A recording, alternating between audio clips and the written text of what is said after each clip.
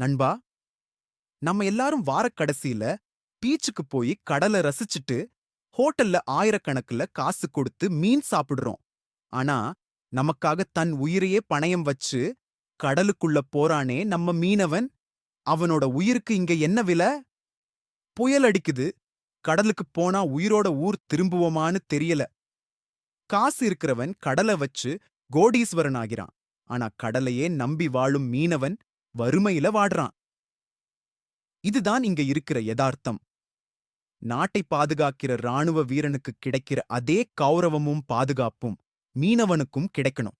அதுக்கு மீன்பிடித்தல ஒரு அரசு பணியா மாத்தணும். மத்த அரசு ஊழியர்களுக்கு இருக்கிற மாதிரி ஒவ்வொரு மீனவனுக்கும் ஒரு கவர்மெண்ட் ஐடி கார்டு இருக்கணும். மாசம் பொறந்தா 5ஆம் தேதி பேங்க் அக்கவுண்ட்ல நிலையான மாத ஊதியம் ஏறணும். அந்த கௌரவமான வாழ்வாதாரத்த அரசு தான் கேரண்டி பண்ணணும். இன்னைக்கு இருக்கிற சாதாரண படகுகள வச்சுக்கிட்டு சர்வதேச கடல்ல நம்ம மீனவர்களால பாதுகாப்புடன் தொழில் செய்ய முடியல.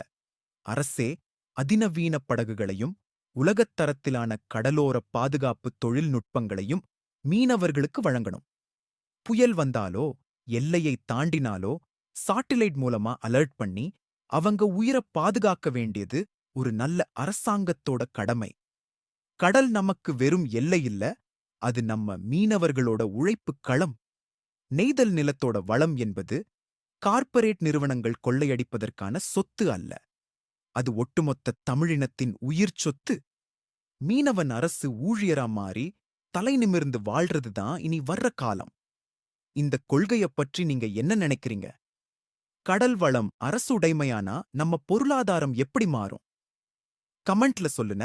அறிவார்ந்த மாற்றத்துக்காக இணைவோம். நம்ம அறிவு பிச்சை சேனலை சப்ஸ்கிரைப் பண்ணுங்க.